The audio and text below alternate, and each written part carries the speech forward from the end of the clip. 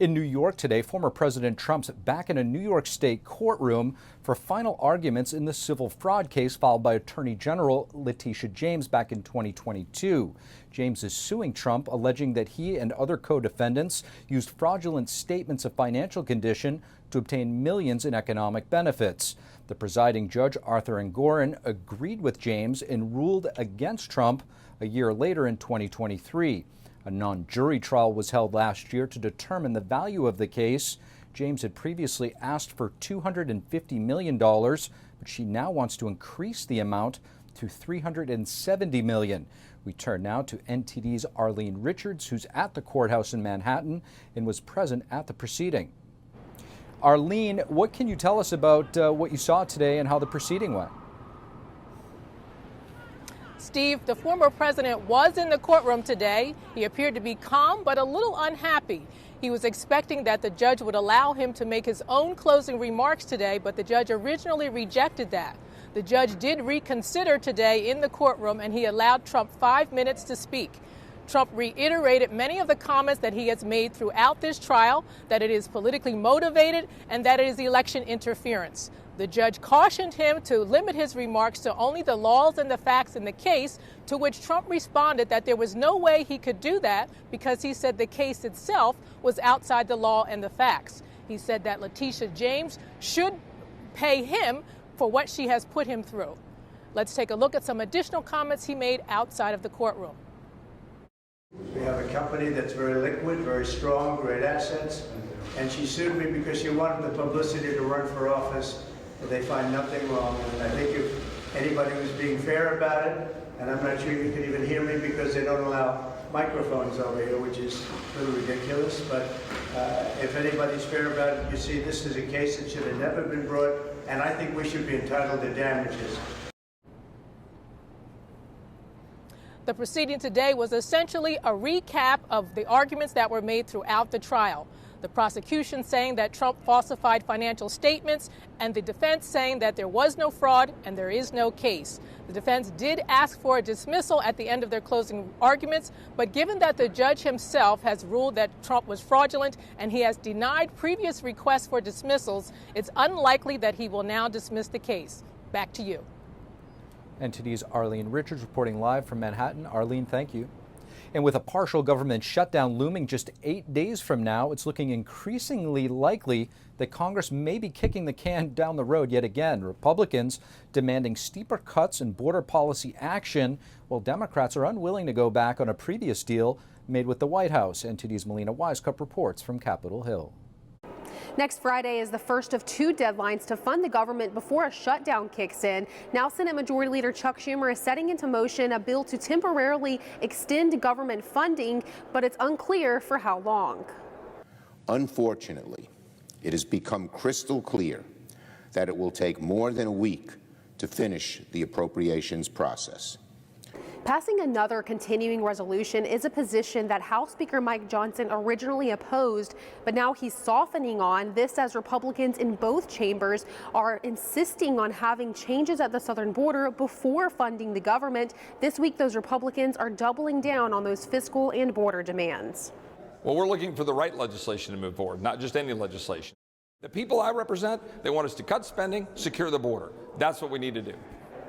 He's part of a group of House Republicans who are expressing strong discontent with their new speaker's $1.7 trillion spending deal with Senate Leader Chuck Schumer. Johnson says that he doesn't have a choice here, and he secured the wins that he could, such as rescinding billions of dollars in IRS funding. Now he's actively meeting with those frustrated Republicans and earlier squashed reports that he's considering backing out of that deal with Schumer.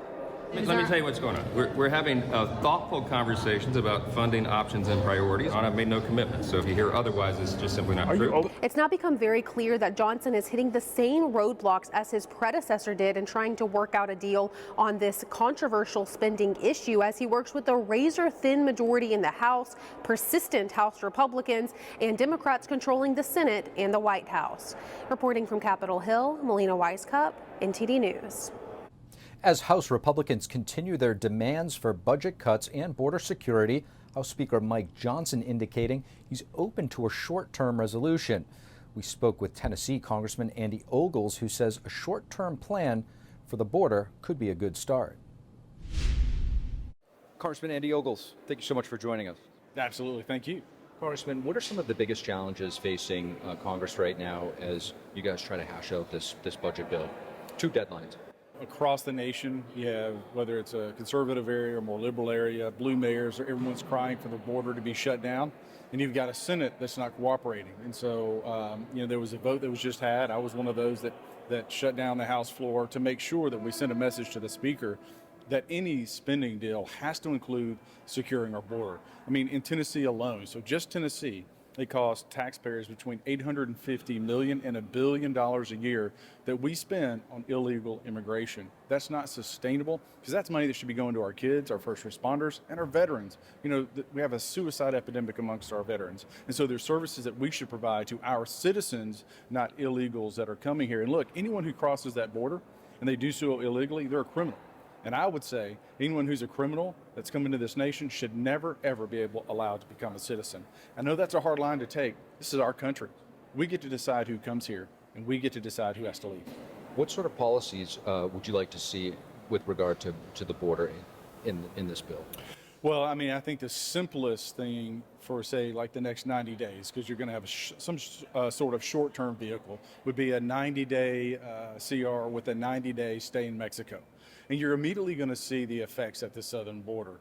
Then maybe at that point, the light goes off with the Democrats to say, oh, this is a good thing that we've closed the border. This is a reprieve for the border towns. But I would also say every town in America, whether you're in South Dakota or Tennessee or anywhere else, is a border town because of fentanyl. And so we have a crisis in this country. We have an epidemic.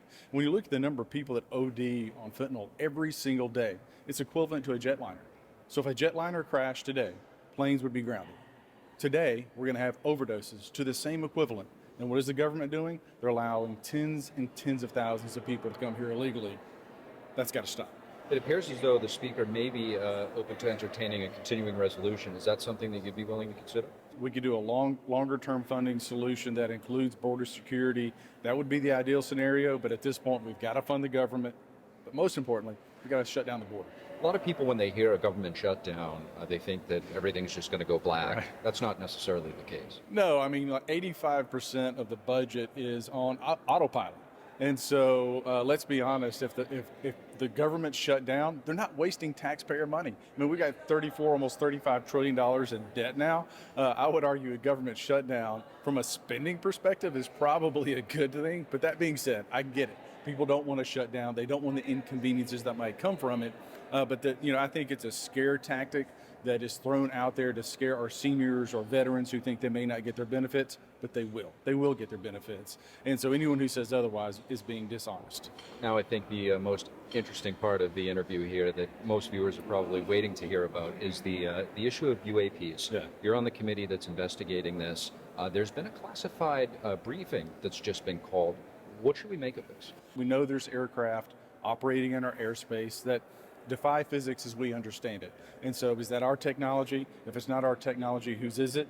And how do we know if it's ours, it's not going to fall into enemy hands? As Congress, as members of Congress, we need to know that.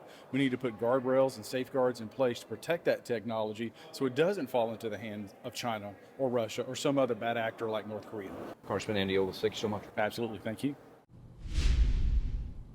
Ron Desantis and Nikki Haley continue to clash after last night's debate. Meanwhile, former President Trump is again showing his domination in the race by beating both of them in TV ratings in dueling events last night.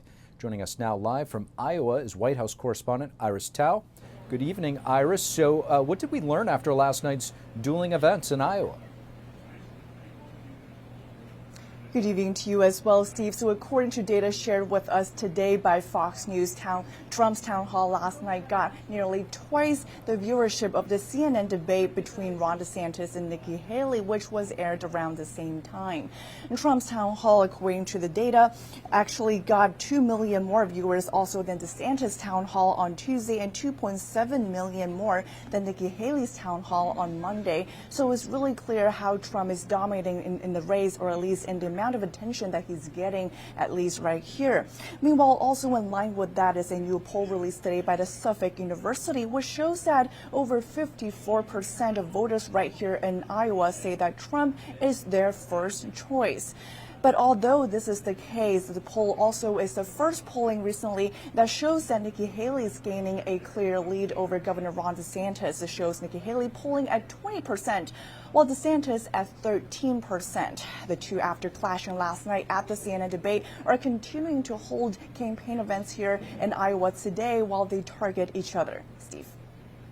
So, Iris, tell us about Vivek Ramaswamy. He appears to be a fan favorite, but how is he actually doing in the polls? We know he's been quite supportive of President Trump, specifically with regard to his legal battles. Today, taking it a step further on Trump's appeal of the Colorado ruling, taking him off the ballot there.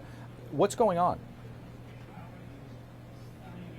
Right, so at least, for example, like you said, according to the same poll, Ramaswamy is actually polling only at 6%. He was not even qualified to participate at a CNN debate last night, but he told me that it was a fake debate because CNN did not take into account some polls that he said would have made him qualified. Meanwhile, on Trump's legal cases, Ramaswamy today filed an amicus brief to the U.S. Supreme Court arguing for Trump and saying that the Colorado Supreme Court ruling that's trying to bar Trump from the ballot is not fair. He said that, quote, that Trump's political opponents are doing this in order to, because they knew that they wouldn't be able to win a free and fair election.